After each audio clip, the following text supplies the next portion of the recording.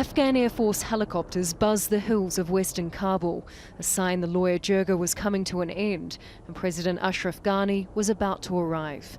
More than 3,000 Afghans, meant to represent every sector of society, were ready to present him with their recommendations, a guideline on how to negotiate for peace with the Taliban. The Loya Jirga is a centuries-old Afghan tradition meant to decide issues of national importance. This was the largest ever. After 5 days of debate, delegates presented their requests to the President. They included intra-Afghan talks, the withdrawal of foreign troops, a political office in Afghanistan for the Taliban, the release of prisoners by both sides, and a sustained ceasefire.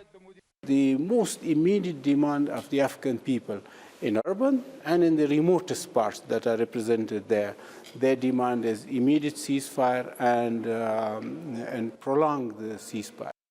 Ghani had to decide whether to accept the recommendations as the government's formal position.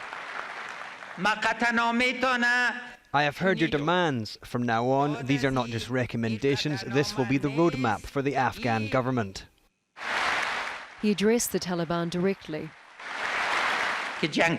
We have fought enough. Sometimes we have won, sometimes you have won, sometimes you were defeated and sometimes we were. The result is that most of our poor people are living in hell and they want peace. President Ghani told the Loya Jirga that he has ordered the release of 175 Taliban prisoners and that he will hand them over in a place of the Taliban's choosing with honour and dignity. He's called it a trust-building measure and hopes that the Taliban reciprocate with a gesture of their own during the Muslim holy month of Ramadan. But the Taliban leadership is in Qatar's capital, Doha, meeting with US negotiators. They are close to finalising an agreement on a foreign troop withdrawal and agreeing not to allow Afghanistan to be used to launch attacks overseas. The main sticking point is what to call the Taliban. Its leaders are demanding it's known as the Islamic Emirate of Afghanistan, its name when it was in power in the 90s.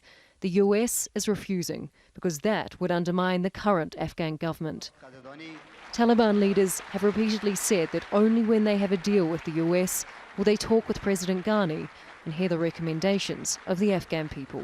Charlotte Bellis, Al Jazeera, Kabul.